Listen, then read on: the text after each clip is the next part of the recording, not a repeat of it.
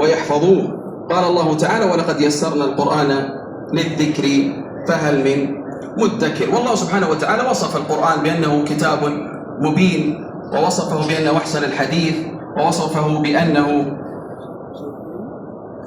محكم الآيات، ووصفه الله سبحانه وتعالى بأنه آيات بينات في صدور الذين أوتوا العلم، وأنه يهدي للتي هي أقوم.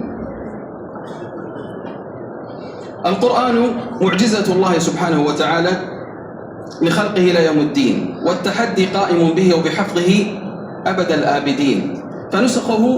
فنسخه محفوظة في الصدور ومصدرة في السطور، ومعجزاته تتجلى كلما ازدادت المعارف، وتأثيره يزداد مع طوفان الصوارف، فلا يزال يخشع لآياته الخاشعون، ويزداد إيمانا بسماعه المؤمنون.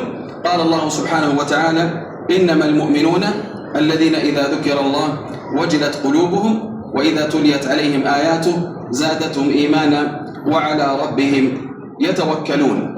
والملاحظ في هذه الآية أن الله جل وعلا قال: إنما المؤمنون الذين إذا ذكر الله وجلت قلوبهم وإذا تليت عليهم آياته زادتهم إيمانا وعلى ربهم يتوكلون. هذه كلها تتعلق بأعمال الباطن، أعمال القلوب. إنما المؤمنون الذين إذا ذكر الله وجلت قلوبهم وإذا تليت عليهم آياته زادتهم إيمانا وعلى ربهم